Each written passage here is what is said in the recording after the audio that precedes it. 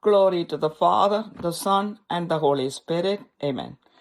Today's topic is Don't be disobedient and selfish like Jonah. Heavenly Father, I thank you for the past 2 weeks. Lord, help me, your servant, to deliver the message in a fruitful way. May this message transform those who hear me. I pray in the name of Jesus. Amen. God loves and respects the humanity whom He has created. God desires the salvation of every single person. As all humans are not aware of the love and saving plan of God about us, there is a tendency to sin. When sin increases and the wrath of God is imminent, instead of destroying them quickly, God warns them through someone. Throughout the Bible, we see God speaking through several prophets. In the book of Amos, chapter 3, verse 7, it says, "Surely the Lord God does nothing unless He reveals His secret counsel to His servants, the prophets." In the book of Jonah, Nineveh was saved from destruction around 760 BC. The people of Nineveh were not afraid of God and they immersed in sin. God wanted to save the people of Nineveh from sin and destruction. God chose Jonah to convey the message of repentance and salvation. Jonah's message saved the city and its people. But the character of Jonah is not pleasing to God or anyone. His disobedience and selfishness caused problems to himself and others. In chapter 1 in the book of Jonah, we see Jonah disobeys the Lord and flees from him. When Jonah got the message from the Lord to go to Nineveh and preach to the people about how much wrath God had against them because of their wickedness, instead of obeying God, he took a ship to Tarshish to escape from God. Because of his disobedience, God caused a great storm on the sea, and the ship was about to break up. When everyone was praying, Jonah was sound asleep on the bottom floor of the ship. When they cast lots to find out who was responsible for the calamity, the lot fell on Jonah. He admitted that he was running away from God and that the storm was caused because of his disobedience. According to the request of Jonah, they threw him to the water for the safety of all others. Immediately, the storm stopped, and everyone understood that when you disobey God, there is a punishment. One point is, God will find a way to carry out His mission. God has mysterious ways to punish and save people. Everyone, including Jonah, might have thought that Jonah would die in the sea.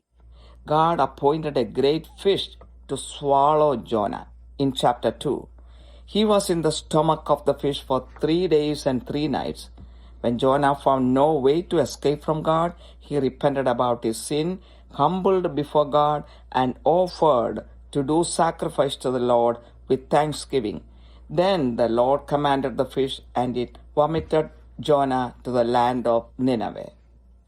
In chapter 3, Jonah went to Nineveh and preached the word of God. He told them that if they did not repent within 40 days, Nineveh would be overthrown by God. The king issued a decree asking the people of the entire city to fast for 40 days and to turn away from their wicked ways. All the animals were included in the fasting too. All of them were covered with sackcloths. When God saw their repentance, He did not bring the calamity on them. In chapter 4, we see Jonah's selfishness.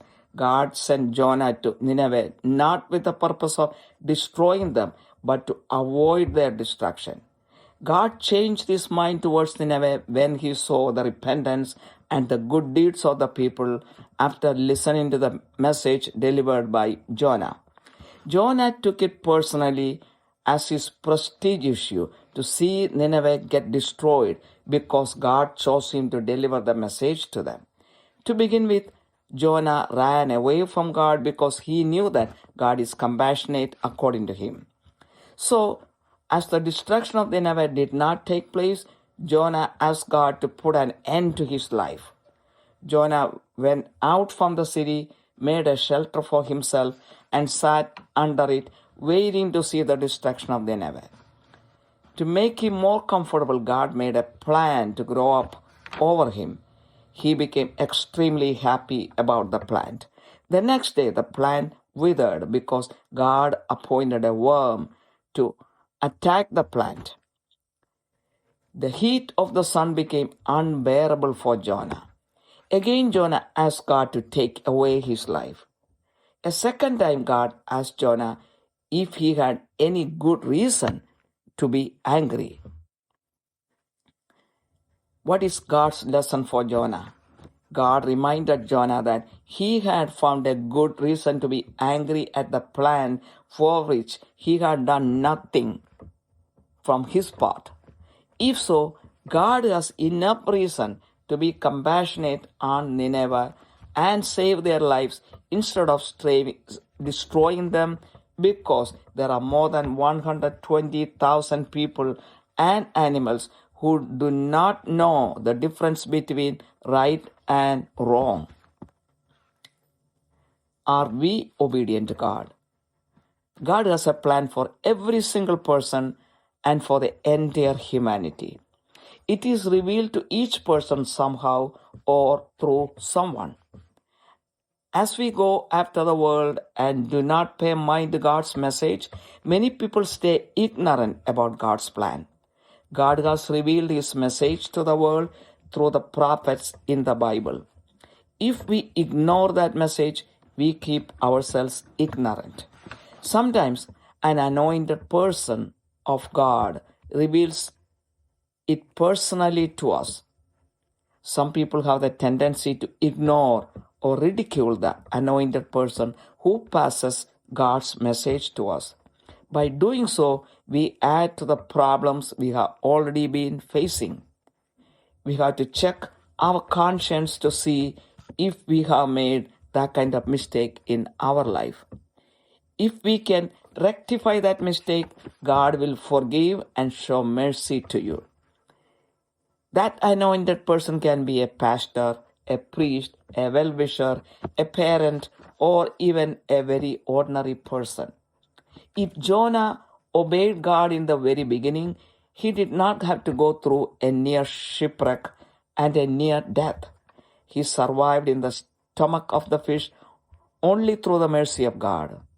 God made sure that his agenda for the people of Nineveh was carried out. By disobeying God, Jonah made the life of himself, the people in the ship, and the people of Nineveh hard. When we disobey God, we make our own life, the life of our family, and the life of others around us very hard. Are we selfish like Jonah? It is his selfishness that made Jonah run away from God and Nineveh. He did not care about the salvation of the people of Nineveh. God cares about the salvation of every single person. Even after preaching the word of God, he wanted to see the destruction of Nineveh and waited outside the city. Through the mercy of God and through the power of the word of God, the people of Nineveh repented and turned to God. Jonah felt too comfortable in sitting under the shade of the plant which God created just for his temporary comfort. When God made the plant wither the next day, Jonah started complaining. He even wanted to die. The comfort of the world was more important for him than saving the souls of 120,000 people and the animals. Let us check our conscience to see how many times we have become selfish in our lives, cared only about our comfort, and ignored the needs of others around us. Our parents or children or siblings or spouse might have suffered because of our selfishness. I know people who spend for their own pleasures and do not provide for the spouse and the children. It is a sin to run away from obligations and seek own pleasure. Another point is, do not test God's patience. The people of Nineveh sinned because they were ignorant about God. As soon as they heard the word of God, they repented and changed their ways. How many of us have heard the word of God for lifelong and have not changed our selfish and disobedient ways? How long will we test the patience of God? In Luke chapter 13, Jesus said the parable of the fig tree. The owner of the fig tree did not find any fruit for 3 years, and he asked the vineyard keeper to cut it down as it was, using the ground uselessly. When the vineyard keeper begged the owner to keep it for 1 more year, he agreed. The life of many people are similar to this fig tree, which is useless. God wants to cut the life of many people who do not bear fruit for God or others. They still go on with their life only because of God's mercy. In conclusion, let me say, no one should live in disobedience and selfishness until God's patience comes to a zero. In the book of Proverbs, chapter 1, verses 24 to 26, it says, "Because I called and you refused, I stretched out my hand and no one paid attention, and you neglected all my counsel and did not want my reproof. I will also laugh at your calamity. I will mock when your dread comes." It is better for us to listen to the voice of God from the very beginning and obey Him. Trying to avoid and escape God will bring only more calamities for us, just like in the case of Jonah. At the end of the calamities, God will make sure that He has achieved His goal about us. If we understand this truth from the very beginning, we can make our life easier. I'm speaking from my own experience too. My selfish motives and dreams about this world gave me only more and more sufferings. At the end, when I stretched out my hands to God for help, after everything failed, God spoke to me gently for 2 hours. This happened 30 years ago. It transformed me for the rest of my life.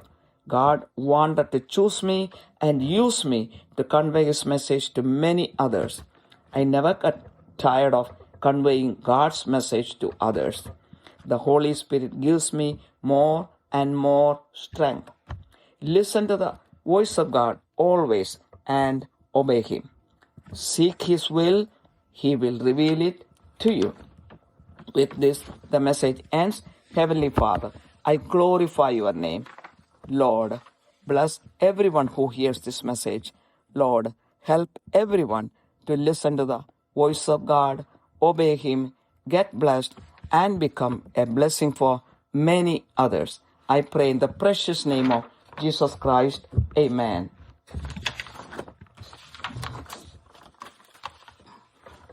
പിതാവിന് പുത്രനും പരിശുദ്ധാത്മാവിനും മഹത്വമുണ്ടായിരിക്കട്ടെ. ഇന്നത്തെ ചിന്താവിഷയം, ജോനയെപ്പോലെ അനുസരണക്കേടും സ്വാർത്ഥതയും ഉള്ളവർ ആകരുത്. കാരുണ്യവനായ സ്വർഗ്ഗസ്ഥ പിതാവേ, കഴിഞ്ഞ 2 ആഴ്ചയ്ക്കായി നന്ദി പറയുന്നു. ഇന്നത്തെ സന്ദേശം വേണ്ടതുപോലെ മറ്റുള്ളവരിലേക്ക് കൈമാറുവാൻ ഈ ദാസിയെ സഹായിക്കണമേ. കേൾക്കുന്നവരിൽ ഒരു രൂപാന്തരം ഉണ്ടാകുവാൻ ഇടയാക്കണമേ. യേശുവിൻ്റെ നാമത്തിൽ തന്നെ ആമേൻ. ദൈവം എല്ലാവരെയും സ്നേഹിക്കുകയും ബഹുമാനിക്കുകയും ചെയ്യുന്നു. കാരണം എല്ലാവരും ദൈവത്തിൻ്റെ സൃഷ്ടികളാണ്. ഓരോ വ്യക്തിയുടെയും രക്ഷയാണ് ദൈവം ആഗ്രഹിക്കുന്നത്. ഈ രക്ഷയെക്കുറിച്ചും ദൈവത്തിൻ്റെ പദ്ധതിയെക്കുറിച്ചും എല്ലാ മനുഷ്യർക്കും അറിവില്ലാത്തതുകൊണ്ട് തിന്മ ചെയ്യുവാനും തിന്മയിൽ ജീവിക്കുവാനുമുള്ള ഒരു പ്രവണത മനുഷ്യർക്കുണ്ട്.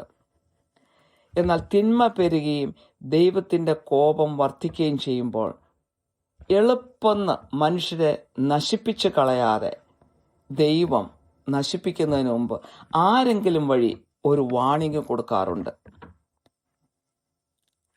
അങ്ങനെ അനേകം പ്രവാചകന്മാരെ വിട്ട് ദൈവം മനുഷ്യർക്ക് വാണിംഗ് കൊടുത്തിട്ടുണ്ട് സുവിശേഷത്തിൽ അനേക സ്ഥലങ്ങളിൽ. ആമോസ് പ്രവാചകന്റെ പുസ്തകം 3:7 കാണുന്നു, യഹോവയായ കർത്താവ് പ്രവാചകന്മാരായ തൻ്റെ ദാസന്മാർക്ക് തൻ്റെ രഹസ്യം വെളിപ്പെടുത്താതെ ഒരു കാര്യവും ചെയ്യുകയില്ല എന്ന്. ജോനായുടെ പുസ്തകം നോക്കുമ്പോൾ നമുക്ക് കാണാം, നിനവ നാശത്തിൽ നിന്നും രക്ഷപ്പെട്ടത് ഏതാണ്ട് ക്രിസ്തുവിന് 760 വർഷങ്ങൾക്ക് മുമ്പാണ്. അവിടെയുള്ള ജനങ്ങൾക്ക്, നിനവ പട്ടണത്തിലുള്ള ജനങ്ങൾക്ക് ദൈവത്തെ ഭയമില്ലായിരുന്നു. അവർ പാപത്തിൽ മുഴുകി ജീവിച്ചിരുന്നു. ദൈവം അവരെ രക്ഷിക്കുവാൻ ആഗ്രഹിച്ചതുകൊണ്ട് ദൈവവചനം അറിയിക്കുവാനും ദൈവത്തിൻ്റെ പദ്ധതി അറിയിക്കുവാനും അവർ മാനസാന്തരപ്പെടുവാനുമായിട്ട് ഒരാളെ തിരഞ്ഞെടുത്തു. ആ വ്യക്തിയാണ് ജോന. ജോനയുടെ സന്ദേശം ആ പ്രദേശത്തെത്തിയപ്പോൾ ആ ജനത രക്ഷപ്പെട്ടു, അല്ലെങ്കിൽ അവർക്ക് നാശം ഉണ്ടാകുമായിരുന്നു. എന്നാൽ ഈ ജോനായുടെ സ്വഭാവത്തിൻ്റെ പല രീതികളും ദൈവത്തിന് ഇഷ്ടമല്ല, നമുക്കും ഇഷ്ടപ്പെടാൻ സാധ്യതയില്ല. അവൻ്റെ അനുസരണക്കേടും അവൻ്റെ സ്വാർത്ഥതയും അവനും പലർക്കും പ്രശ്നങ്ങൾ ഉണ്ടാക്കി. 1-ാമത്തെ അധ്യായത്തിൽ നമുക്ക് കാണാം, ദൈവം ജോനായെ വിളിച്ച് നിനവ പട്ടണത്തിലേക്ക് പോകുവാനായിട്ട് കൽപ്പിച്ചപ്പോൾ ദൈവത്തിൻ്റെ വാക്കുകൾ അവരെ അറിയിക്കുവാനും അവർ പാപത്തിൽ മുഴുകിയിരുന്നതുകൊണ്ട് അവരെ അതിൽ നിന്ന് രക്ഷിച്ച് എടുക്കുവാനും വേണ്ടി ജോനായെ തെരഞ്ഞെടുത്ത് നിനവ പട്ടണത്തിലേക്ക് അയച്ച് ദൈവത്തിൻ്റെ സന്ദേശം അറിയിക്കുവാൻ പറഞ്ഞെങ്കിലും അവൻ ചെയ്തത് നേരെ തിരിച്ചുള്ള വഴിയിലേക്കാണ് പോയത്. നിനവിലേക്ക് പോകുന്നതിന് പകരം താർഷിഷിലേക്ക് കപ്പൽ കയറുകയാണ് ചെയ്തത്. എന്നാൽ വലിയ ഒരു കൊടുങ്കാറ്റ് ദൈവം ആ കപ്പലിൽ വരുത്തി. ആ കപ്പലിലുള്ള എല്ലാവരും മരിക്കാനുള്ള ഒരു സാഹചര്യമാണ് അവിടെ ഉണ്ടായത്. കപ്പൽ തകർന്നു പോകുമെന്ന് ഏതാണ്ട് ഉറപ്പായപ്പോൾ എല്ലാവരും പ്രാർത്ഥിക്കുവാൻ തുടങ്ങി. അവർ നോക്കിയപ്പോൾ അതിൻ്റെ അടിത്തട്ടിൽ ജോന കിടന്നുറങ്ങുന്നു, ഒരു കൂസലുമില്ലാതെ. അവർ നറുക്കിട്ട് നോക്കി, ആരുടെ പാപം മൂലമാണ് ഈ നാശം അവർക്ക് സംഭവിച്ചെന്ന്. നറുക്ക് വീണത് ജോനയ്ക്കാണ്. ജോന സമ്മതിച്ചു, ദൈവത്തിൽ നിന്നും അകന്നു മാറുകയായിരുന്നു, ഓടി രക്ഷപ്പെടുകയായിരുന്നു, അനുസരണക്കേട് കാണിച്ചുവെന്ന് ജോന അവരോട് സമ്മതിച്ചു. അവൻ അത് തെറ്റ് മനസ്സിലായപ്പോൾ അവൻ അവരോട് പറഞ്ഞു, നിങ്ങൾ രക്ഷപ്പെട്ടോ, എന്നെ വെള്ളത്തിലേക്ക് എടുത്തിട്ടുകൊള്ളാൻ. അവർ രക്ഷപ്പെടുവാൻ വേണ്ടി ജോനയെ അപ്രകാരം തന്നെ വെള്ളത്തിലേക്ക്, കടലിലേക്ക് എറിയുകയാണ് ചെയ്തത്. ജോന ആ കടലിൽ കിടന്ന് മരിക്കേണ്ടതാണ്. അവനെ എടുത്തെറിഞ്ഞ നിമിഷം തന്നെ ആ കൊടുങ്കാറ്റ് അവിടെ നിൽക്കുകയും എല്ലാവർക്കും മനസ്സിലായി ദൈവം കോപിച്ചാൽ ശിക്ഷിക്കുമെന്ന്. എല്ലാവർക്കും ആ സംഭവത്തോടുകൂടി എല്ലാവർക്കും മനസ്സിലായി. ദൈവം ഒരു കാര്യം ചെയ്യുവാൻ ഉദ്ദേശിച്ചാൽ ദൈവം ഏത് വിധേനയും അത് ചെയ്തിരിക്കും. അതിന് ഒരു സംശയമില്ല. ഒരാളെ രക്ഷിക്കുവാനോ ഒരാളെ ശിക്ഷിക്കുവാനോ ദൈവം വിചാരിച്ചാൽ ഇത് നിഗൂഢ വഴികളിൽ കൂടിയും ദൈവം അത് ചെയ്തിരിക്കും. പലരും വിചാരിച്ചു കാണും ജോന ആ കടലിൽ കിടന്ന് മരിച്ചു കാണുമെന്ന്. ആ കപ്പലിലുള്ളവരൊക്കെ അങ്ങനെയായിരിക്കും വിചാരിച്ചത്. അവരൊരു പക്ഷേ ജോനായ്ക്ക് എന്ത് സംഭവിച്ചെന്ന് അവരറിഞ്ഞു കാണുവാൻ സാധ്യതയില്ല.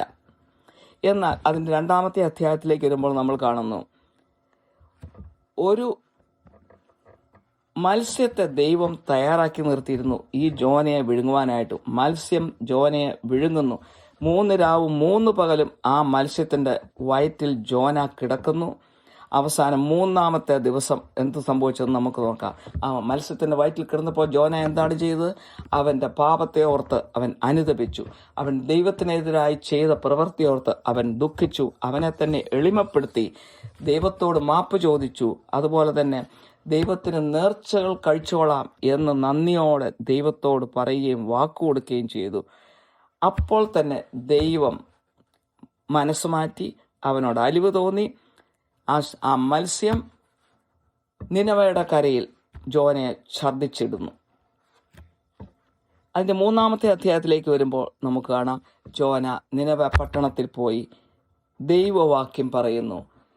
അവരുടെ തിന്മ പെരുകിയതുകൊണ്ട് 40 ദിവസത്തിനകം ദൈവം നിങ്ങളെ നശിപ്പിക്കും, അല്ലെങ്കിൽ നിങ്ങൾ അനുഭവിച്ചു കളയാൻ ജോന അവരോട് പറയുന്നു. എന്നാൽ ആ നിനവെ പട്ടണത്തിലുള്ള നിനവയുടെ രാജാവ് വലിയ ഒരു കൽപ്പന പുറപ്പെടുവിച്ചു. എല്ലാവരും അനുതപിച്ച് ചാക്ക് വസ്ത്രം ധരിച്ച് വെള്ളം കുടിക്കാതെയും ഭക്ഷണം കഴിക്കാതെയും ഉപവസിക്കണം, മൃഗങ്ങളും അപ്രകാരം തന്നെ ചെയ്യണമെന്ന് പറഞ്ഞു. അപ്പോൾ ആ കൽപ്പനയനുസരിച്ച് ആ നിനവ പട്ടണം മുഴുവനും 40 ദിവസം ഉപവസിച്ചു. അത് കണ്ടപ്പോൾ ദൈവത്തിന് സന്തോഷമായി. ദൈവം അവരെ നശിപ്പിക്കാനിരുന്നെങ്കിലും ദൈവം അനുതപിച്ചുകൊണ്ട് മനസ്സ് മാറ്റി. അങ്ങനെ നിനവ പട്ടണം രക്ഷയിലേക്ക് വരുന്നു. ഇനി 4-ാമത്തെ അധ്യായത്തിൽ ജോനായുടെ സ്വാർത്ഥത നമുക്ക് കാണാൻ സാധിക്കും. ജോനായ പട്ടണത്തിലേക്ക് അയച്ചത് നിനവയെ നശിപ്പിക്കുവാനുള്ള ഉദ്ദേശം കൊണ്ടല്ല, നാശത്തിൽ നിന്ന് രക്ഷിക്കുക എന്നുള്ള ഉദ്ദേശമായിരുന്നു ദൈവത്തിനുള്ളത്.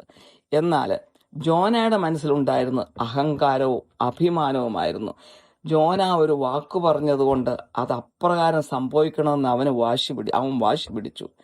നിനവ പട്ടണത്തെ ദൈവം 40 ദിവസത്തിനകം നശിപ്പിക്കാൻ പോകുന്നതുകൊണ്ട് അങ്ങനെ തന്നെ സംഭവിക്കണമെന്ന് അവൻ ആഗ്രഹിച്ചു.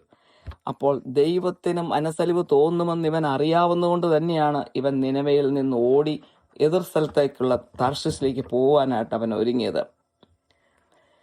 അപ്പോൾ അത് നടക്കുന്നില്ല, ഈ നാശം നടക്കുന്നില്ല എന്ന് അവൻ കണ്ടപ്പോൾ അവൻ ദൈവത്തോട് തന്നെ പറയാണ്, ഇതിലും ഭേദം ഞാൻ മരിക്കുന്നതാണ് നല്ലതെന്ന്.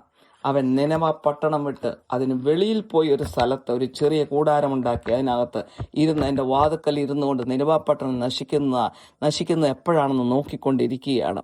അവന് നിരാശയായിരുന്നു, നശിക്കാത്തതുകൊണ്ട് അവൻ്റെ വാക്ക് അതുപോലെ സംഭവിക്കാത്തതുകൊണ്ട് നിരാശപ്പെട്ട് അങ്ങനെ ഇരുന്നപ്പോൾ അവൻ അല്പസുഖം കൊടുക്കുവാൻ വേണ്ടിയിട്ട്, ഒരു തണൽ കൊടുക്കുവാൻ വേണ്ടിയിട്ട് ഒരു ചെടി ദൈവം അവിടെ മുളപ്പിച്ച് വളർത്തി.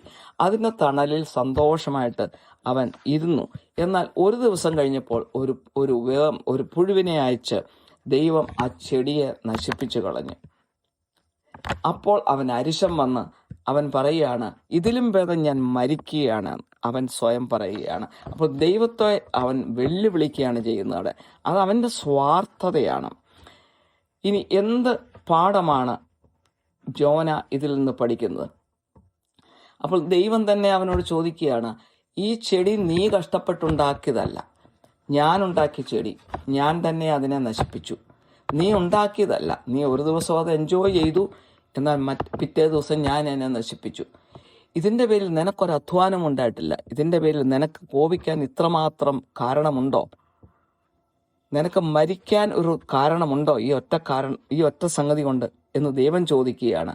അപ്പോൾ ദൈവം തിരിച്ച് അവനോട് വീണ്ടും ചോദിക്കുകയാണ്, നീ അധ്വാനിക്കാത്ത ഈ ചെടിയെക്കുറിച്ച് ഇത്രമാത്രം ദുഃഖമുണ്ടെങ്കിൽ എൻ്റെ മക്കളായ ജനങ്ങൾ, അതായത് 1-2 പേരല്ല, 1,20,000 ജനങ്ങളും മറ്റു മൃഗങ്ങളും അവർക്ക് ഇടം കൈയും വലം കൈയും തമ്മിൽ തിരിച്ചറിയത്തില്ല എന്ന് വെച്ചാൽ ദൈവത്തെക്കുറിച്ചോ ദൈവിക കാര്യങ്ങളെക്കുറിച്ചോ തിന്മയെക്കുറിച്ചോ തിരിച്ചറിയത്തില്ലാത്ത എൻ്റെ ജനങ്ങൾ നശിക്കുന്നതിൽ നിനക്ക് ദുഃഖമില്ല എന്ന് ചോദിക്കുകയാണ്.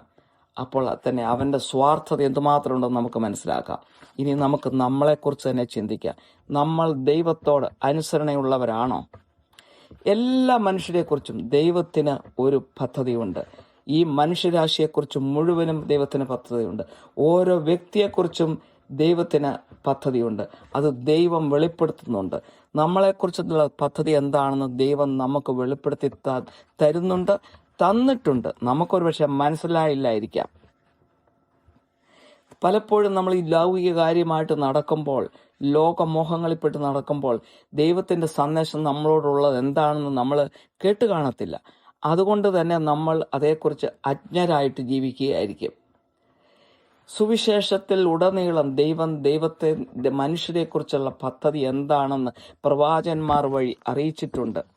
അതറിഞ്ഞിട്ടില്ലാത്തവർ ഇന്നും അജ്ഞതയിൽ ജീവിക്കുകയാണ് ചെയ്യുന്നത്. ചിലപ്പോൾ നമുക്ക് ദൈവം നമ്മളെക്കുറിച്ച് മാത്രമുള്ള പദ്ധതികൾ ചില അഭിഷിക്തന്മാർ വഴി നമ്മളെ അറിയിച്ചിട്ടുണ്ട്. പക്ഷെ നമ്മളതിന് മൈൻഡ് കൊടുക്കത്തില്ല. ചില ആളുകൾ മറ്റ് അഭിഷിക്തരായിട്ടുള്ള ആരെങ്കിലും നമ്മളോട് വന്ന് നമ്മളെക്കുറിച്ചുള്ള ദൈവിക പദ്ധതി പറയുമ്പോൾ അത് നിരസിക്കുകയും പുച്ഛിച്ച് തള്ളിക്കളയുകയൊക്കെ ചെയ്യും. അപ്പോൾ എന്താണ് സംഭവിക്കുന്നത് ചോദിച്ചാൽ, നമ്മൾ പ്രശ്നങ്ങളിൽ കൂടെ കടന്നു പോകുന്ന വ്യക്തികളായിരിക്കാം, പ്രശ്നങ്ങൾ വീണ്ടും വർദ്ധിക്കും. അങ്ങനെ അനേക പ്രശ്നങ്ങളിൽ കൂടെ നമ്മൾ കടന്നു പോകേണ്ടതായിട്ട് വരും. നമ്മുടെ മനസാക്ഷി നമ്മളൊന്ന് പരിശോധിച്ചാൽ അങ്ങനെയുള്ള മണ്ടത്തരങ്ങൾ, അബദ്ധങ്ങൾ നമ്മൾ ചെയ്തിട്ടുണ്ടോ? നമുക്ക് ദൈവത്തിൻ്റെ സന്ദേശം തന്ന ആരെയെങ്കിലും നമ്മൾ പുച്ഛിച്ച് തള്ളുകയോ നമ്മൾ വേണ്ടെന്ന് വെക്കുകയോ ചെയ്തിട്ടുണ്ടോ? നമ്മൾ തന്നെ സ്വയം പരിശോധിച്ചാൽ നമുക്കറിയാം. ആ തെറ്റ് നമ്മൾ തിരുത്താൻ തയ്യാറാണെങ്കിൽ ദൈവം നമ്മളോട് കരുണ കാണിക്കും. അങ്ങനെയുള്ള ആ വ്യക്തികൾ ചിലപ്പോൾ ഒരു പാസ്റ്ററോ ഒരു പുരോഹിതനോ നമ്മുടെ നന്മ ആഗ്രഹിക്കുന്ന ഒരു വ്യക്തിയോ നമ്മുടെ അപ്പനോ അമ്മയോ വെറും സാധാരണ ഒരു വ്യക്തിയോ ആയിരിക്കാം. പക്ഷേ നമ്മൾ അവരെ നിരസിച്ചിട്ടുണ്ടോ എന്ന് മനസാക്ഷിയെ നമ്മൾ പരിശോധിച്ച് നോക്കുക. ഈ ജോന ആദ്യം തന്നെ ദൈവത്തിൻ്റെ വാക്ക് കേട്ടിരുന്നെങ്കിൽ ആ കപ്പൽ അപകടത്തിൽ കൂടെയും അല്ലെങ്കിൽ ഒരു മരണത്തിൻ്റെ വക്കിൽ കൂടെ ഒന്നും ജോനായ്ക്ക് കടന്നു പോകേണ്ട ആവശ്യമില്ല. തിമിംഗലത്തിൻ്റെ വയറ്റിൽ 3 ദിവസം കിടക്കേണ്ട ആവശ്യമില്ലായിരുന്നു. അപ്പോൾ അവൻ അനുസരണക്കേട് കാണിച്ചതുകൊണ്ടാണ് ഈ കഷ്ടതയിൽ കൂടി എല്ലാം അവൻ വരേണ്ടതായിട്ട് വന്നത്. നിനവായെ രക്ഷിക്കണമെന്നുള്ളത് ദൈവത്തിൻ്റെ പദ്ധതിയായിരുന്നു. അവൻ അനുസരിച്ചിരുന്നെങ്കിൽ നിനവായുടെ ലൈഫും ഈസി ആകുമായിരുന്നു, അവൻ്റെ ജീവിതവും ഈസി ആകുമായിരുന്നു, ആ കപ്പലിലുള്ളവരുടെ ജീവിതവും വളരെ എളുപ്പമാകുമായിരുന്നു. അപ്പോൾ നമ്മൾ ചിന്തിക്കേണ്ടത് ഇതാണ്: നമ്മൾ കാണിക്കുന്ന ചില തിന്മ കൊണ്ട്, അല്ലെ അനുസരണക്കേട് കൊണ്ട്, അഹങ്കാരം കൊണ്ട്, സ്വാർത്ഥത കൊണ്ട് പലപ്പോഴും മറ്റനേകം പേരെ സഹിക്കേണ്ടതായിട്ട് വന്നിട്ടുണ്ട്. നമ്മൾ സഹിച്ചിട്ടുണ്ട്, അല്ലെ നമ്മുടെ കുടുംബം സഹിച്ചിട്ടുണ്ട്, അല്ലെങ്കിൽ മറ്റു പലരും സഹിച്ചിട്ടുണ്ട്. നമ്മൾ കാണും. നമ്മൾ മനസാക്ഷിയെ തന്നെ പരിശോധിച്ച് നോക്കുക.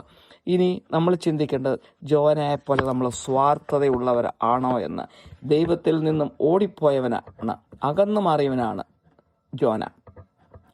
ആ നിനവ പട്ടണത്തിലുള്ള ജനങ്ങളുടെ രക്ഷയൊന്നും അവന് വിഷയമല്ലായിരുന്നു. എന്നാൽ ദൈവത്തിന് അത് വലിയ വിഷയമായിരുന്നു. ഈ വചനം സംസാരിച്ചതിന് ശേഷവും അവൻ നിനവയുടെ നാശം നോക്കിയിരുന്നു. എന്നാൽ നിനവ പട്ടണം മുഴുവനും അനുതപിച്ച് ദൈവത്തിങ്കിലേക്ക് അടുത്തു. എന്നാൽ ജോന ഇതൊന്നും കണ്ട് അവന് വലിയ സന്തോഷമൊന്നും തോന്നിയില്ല. ആ വെറും ഒരു ചെടി ഉണങ്ങിയപ്പോൾ തന്നെ ദൈവത്തോട് അവൻ കോപിക്കുകയാണ് ചെയ്തത്. അവൻ മരിക്കാനാണ് ആഗ്രഹിച്ചത്. അവൻ്റെ കാര്യം മാത്രമായിരുന്നു. അവിടെയുള്ള അനേകരുടെ കാര്യം അവന് വിഷയമല്ലായിരുന്നു. 1,20,000 മനുഷ്യരും ബാക്കി മൃഗങ്ങളും ഒന്നും നശിക്കുന്നില്ല. അവൻ ഒരു ദുഃഖവുമില്ലായിരുന്നു. എന്നാൽ ദൈവത്തിന് അതെല്ലാം വിലപ്പെട്ടതാണ്. നമ്മുടെ മനസാക്ഷി തന്നെ നമ്മൾ വീണ്ടും പരിശോധിച്ച് നോക്കുക. നമ്മൾ സ്വാർത്ഥരായിരുന്ന സാഹചര്യങ്ങളുണ്ടോ? നമ്മുടെ മാത്രം സുഖം നമ്മൾ ആഗ്രഹിച്ച നിമിഷങ്ങളുണ്ടോ? മറ്റുള്ളവരുടെ അത്യാവശ്യങ്ങൾ നമ്മൾ മറന്നു കളഞ്ഞിട്ടുണ്ടോ? ചിലപ്പോൾ നമ്മുടെ മാതാപിതാക്കളോ മക്കളോ ഭാര്യയോ ഒക്കെ പല കാര്യങ്ങളും പറഞ്ഞപ്പോൾ അതൊക്കെ നിരസിച്ചുകൊണ്ട് നമ്മുടെ സ്വാർത്ഥ താല്പര്യത്തിന് വേണ്ടി നമ്മൾ നിലകൊണ്ടിട്ടുണ്ടോ എന്ന് നമ്മൾ നോക്കണം. എനിക്കറിയാം അങ്ങനെയുള്ള പലരെ. ഭാര്യയോ മക്കളോ മാതാപിതാക്കളോ പറയുന്ന ഒന്നും വിഷയമല്ല. സ്വന്തം സുഖം മാത്രം അന്വേഷിച്ച് സ്വന്തം സുഖത്തിന് വേണ്ടി മാത്രം ജീവിച്ച് കുടുംബം നരകതുല്യമാക്കിയിട്ടുള്ള അനേകരുടെ ജീവിതത്തെക്കുറിച്ച് എനിക്കറിയാം. ഇനി ദൈവത്തിൻ്റെ ക്ഷമയെ നമ്മൾ പരീക്ഷിക്കരുത്. ഈ നിനവ പട്ടണം പാപം ചെയ്തെങ്കിൽ അവർക്ക് ദൈവത്തെക്കുറിച്ച് അറിവില്ലായിരുന്നു. എന്നാൽ ദൈവത്തെക്കുറിച്ച് അറിഞ്ഞപ്പോൾ അവർ മാനസാന്തരപ്പെട്ട് അവരുടെ വഴികൾ അവർ തിരുത്തി ദൈവത്തിൻ്റെ വഴിയിലേക്ക് വന്നു. പലപ്പോഴും നമ്മൾ ഇത്രയും ദൈവവചനം അറിയാമായിട്ടും ദൈവത്തെക്കുറിച്ച് ക്രിസ്ത്യാനിയായി ജീവിച്ചിട്ടും നമ്മൾ ദൈവത്തെ അറിയാത്തവരെ പോലെ അനേക സമയങ്ങളിൽ അനേക പ്രാവശ്യം നമ്മുടെ ജീവിതത്തിൽ നമ്മൾ ദൈവത്തിൻ്റെ ക്ഷമയെ പരീക്ഷിച്ചിട്ടുണ്ടോ? അങ്ങനെ ഉണ്ടെങ്കിൽ എത്ര കാലം നമ്മൾ ദൈവത്തിൻ്റെ ക്ഷമയെ പരീക്ഷിക്കും? നമ്മൾ ഓരോരുത്തരും നമ്മുടെ മനസാക്ഷിയെ അവലോകനം ചെയ്ത് നോക്കുക. വിശുദ്ധ ലൂക്കായുടെ സുവിശേഷം 13-ാം അധ്യായത്തിൽ അത്തിമരത്തിൻ്റെ ഉപമ യേശു പറയുന്നു. അതിൻ്റെ ഉടമസ്ഥൻ ആ അത്തിമരത്തിൻ്റെ കാര്യം അറിയുവാൻ വേണ്ടി 3 വർഷം കഴിഞ്ഞപ്പോൾ തിരിച്ചു വന്നപ്പോൾ തോട്ടക്കാരൻ പറയുകയാണ്, ഒരു ഫലവും പുറപ്പെടുവിച്ചില്ല എന്ന്. അപ്പോൾ ആ ഉടമസ്ഥൻ പറഞ്ഞു, ഇത് വെട്ടി തീയിലിട്ട് കളയാ. അന്നേരം ആ തോട്ടക്കാരൻ ആ ഉടമസ്ഥനോട് ആവശ്യപ്പെട്ടു, 1 വർഷം കൂടെ വളവിട്ട് നോക്കട്ടെ, ഒരു ചാൻസ് കൂടെ തരാമോ, ഞാനൊന്ന് നോക്കട്ടെ എന്ന്. ഇതുപോലെയാണ് ദൈവവും. നമുക്ക് അനേകം ചാൻസസ്, അവസരങ്ങൾ ദൈവം തരാറുണ്ട്. പക്ഷെ പലപ്പോഴും നമ്മൾ വേണ്ട രീതിയിൽ അത് ഉപയോഗിക്കാതെ നമ്മുടെ തന്നിഷ്ടത്തിന് വേണ്ടി ജീവിച്ച് നാശം കൊയ്യുന്ന അനുഭവത്തിലേക്ക് അനേകർ വഴുതി പോകുന്നുണ്ട്. കൺക്ലൂഷനായിട്ട് പറയട്ടെ, ജോനയെപ്പോലെ ദൈവത്തിൻ്റെ ക്ഷമയെ അതിൻ്റെ വട്ടപൂജ്യത്തിൽ എത്തുന്നിടം വരെ നമ്മൾ അനുസരണക്കേടും കാണിച്ചും സ്വാർത്ഥത കാണിച്ചുകൊണ്ടും നമ്മൾ ജീവിക്കരുത് എന്നുള്ളതാണ് ഇതിൽ നിന്ന് കിട്ടുന്ന സന്ദേശം. സദൃശവാക്യങ്ങൾ 1:24 മുതൽ 26 വരെയുള്ള വചനങ്ങളിൽ പറയുന്നു, ഞാൻ വിളിച്ചിട്ട് നിങ്ങൾ ശ്രദ്ധിക്കാതെയും ഞാൻ കൈ നീട്ടിയിട്ടും ആരും കൂട്ടാക്കാതെയും നിങ്ങൾ എൻ്റെ ആലോചനയൊക്കെയും ത്യജിച്ചു കളയും, എൻ്റെ ശാസനയെ ഒട്ടും അനുസരിക്കാതിരിക്കുകയും ചെയ്തുകൊണ്ട് ഞാനും നിങ്ങളുടെ അനർത്ഥ ദിവസത്തെ ചിരിക്കും, നിങ്ങൾ ഭയപ്പെടുന്നത് നിങ്ങൾക്ക് ഭവിക്കുമ്പോൾ പരിഹസിക്കും എന്ന്. നമുക്ക് ഏറ്റവും നല്ല ദൈവത്തിൻ്റെ സ്വരം നമ്മൾ ശ്രദ്ധിച്ച് അതിൻ്റെ തുടക്കത്തിൽ തന്നെ അത് അനുസരിക്കുന്നതാണ്. എന്നാൽ ദൈവത്തിൻ്റെ സ്വരത്തെ അവഗണിച്ചുകൊണ്ട് ദൈവത്തിൻ്റെ ഇഷ്ടം മറുതലിച്ചുകൊണ്ട് നമ്മൾ നടന്നാൽ പല കഷ്ടങ്ങളും നമ്മൾ സഹിക്കേണ്ടതായിട്ട് വരും, ജോന സഹിച്ചതുപോലെ. എന്നാൽ ദൈവത്തിന് നമ്മളെക്കുറിച്ചൊരു പ്ലാനുണ്ട്. ദൈവം ഏതെങ്കിലും രീതിയിൽ അത് സാധിച്ചിരിക്കും. പലപ്പോഴും നമ്മൾ കഷ്ടതയിൽ കൂടി അനേക വഴികൾ മുന്നോട്ട് സഞ്ചരിക്കേണ്ടതായിട്ട് വരും. അപ്പോൾ ദൈവം അവസാനം നമ്മൾ മാനസാന്തരപ്പെട്ട് കഴിയുമ്പോൾ ദൈവം വരച്ചവരെ നമ്മളെ കൊണ്ടുവരും. പലപ്പോഴും നമ്മുടെ സ്വാർത്ഥമോഹങ്ങളും നമ്മുടെ ലോകമോഹങ്ങളും ഒക്കെ നമ്മളെ തിന്മയിൽ കൂടി നമ്മളെ നടത്തും. ദൈവത്തിൻ്റെ സ്വരം നമ്മൾ വകവയ്ക്കുകയില്ല. അങ്ങനെ നമ്മൾ കഷ്ടതയിലേക്ക് വീണ്ടും വീണ്ടും നമ്മൾ പോകുന്ന സാഹചര്യങ്ങൾ ദൈവം ചിലപ്പം കൊണ്ടുവരും. അവസാനം നമ്മുടെ നന്മയിലേക്ക് നമ്മൾ തിരിയുവാൻ വേണ്ടിയിട്ടാണ് അങ്ങനെ കഷ്ടതയിൽ കൂടി നമ്മളെ ദൈവം കടത്തിവിടുന്നത്. എൻ്റെ തന്നെ അനുഭവം എനിക്കറിയാം. ഞാൻ ലോകത്തിൻ്റെ കാര്യങ്ങളുമായിട്ട് നടന്ന ഒരു വ്യക്തിയാണ്. എന്നാൽ ദൈവത്തിൻ്റെ കാര്യത്തിൽ വലിയ പ്രാധാന്യമൊന്നും കൊടുത്തിരുന്നില്ല. പള്ളി പോക്കൊക്കെ ഉണ്ടായിരുന്നു, മുടങ്ങാതെ പോകുന്ന വ്യക്തിയായിരുന്നു. പക്ഷേ ഞാൻ ദൈവത്തിൻ്റെ ഇഷ്ടം അല്ല ദൈവത്തിൻ്റെ സ്വരം എന്താണെന്ന് ഞാൻ കേൾക്കാൻ ശ്രമിച്ചിട്ടില്ല. പക്ഷേ ദൈവം എന്നെ കഷ്ടതയിൽ കൂടി നടത്തിയപ്പോൾ ഞാൻ തന്നെത്താൻ ദൈവത്തെ വിളിക്കുവാനിടയായി. ദൈവത്തിങ്കിലേക്ക് ഞാൻ കൈ നീട്ടി ഒരു 30 വർഷം മുമ്പ്. അപ്പോൾ ദൈവം എന്നോട് 2 മണിക്കൂർ സംസാരിച്ചു. ആ സംസാരത്തോടെ ഞാൻ പൂർണ്ണമായി രൂപാന്തരപ്പെട്ടു. ദൈവത്തിന് എന്നെ കൊണ്ട് ആവശ്യമുണ്ടായിരുന്നു. ദൈവം എന്നെ തിരഞ്ഞെടുത്തതായിരുന്നു. ദൈവത്തിൻ്റെ സന്ദേശം മറ്റുള്ളവരെ അറിയിക്കുവാൻ വേണ്ടി ദൈവത്തിന് എന്നെ കൊണ്ട് ഉപയോഗമുണ്ട് എന്ന് ഞാൻ പിന്നീട് എനിക്ക് മനസ്സിലായി. ഞാൻ അതനുസരിച്ച് ദൈവത്തിൻ്റെ സന്ദേശം മറ്റുള്ളവരെ അറിയിക്കുന്നു. അതിൽ ഞാൻ മടുത്തു പോകാറില്ല. എത്ര അതിനുവേണ്ടി ഞാൻ കഷ്ടപ്പെട്ടാലും എനിക്കൊരു മടുപ്പുമില്ല. പരിശുദ്ധാത്മാവ് എനിക്ക് കൂടുതൽ കൂടുതൽ ശക്തി തന്നുകൊണ്ട് എന്നെ നയിക്കുകയാണ്. അപ്പോൾ ദൈവത്തിൻ്റെ സ്വരം ആദ്യമേ തന്നെ നമ്മൾ കേൾക്കാൻ ശ്രമിച്ചാൽ നമുക്ക് നല്ലത്, മറ്റുള്ളവർക്കും നല്ലത്. ദൈവത്തിൻ്റെ ഇഷ്ടം അറിയുവാൻ ശ്രമിക്കുമ്പോൾ ദൈവം നമുക്ക് വെളിപ്പെടുത്തി തരും. ഇതോടെ ഈ സന്ദേശം ഇവിടെ അവസാനിക്കുന്നു. കാരുണ്യവാനായ സ്വർഗ്ഗസ്ഥ പിതാവേ, ഈ സന്ദേശം കേൾക്കുന്ന എല്ലാവരെയും അനുഗ്രഹിക്കണമേ. ദൈവത്തിൻ്റെ സ്വരം കേൾക്കുവാനും ദൈവത്തെ അനുസരിക്കുവാനും അങ്ങനെ അനുഗ്രഹിക്കപ്പെടുവാനും അനേകർക്ക് അനുഗ്രഹമായി തരുവാനും എല്ലാവരെയും സഹായിക്കണമേ. മാനവും മഹത്വവും അവിടത്തേക്ക് തരുന്നു. യേശുക്രിസ്തുവിന്റെ മഹത്വമേറിയ നാമത്തിൽ തന്നെ. ആമേൻ.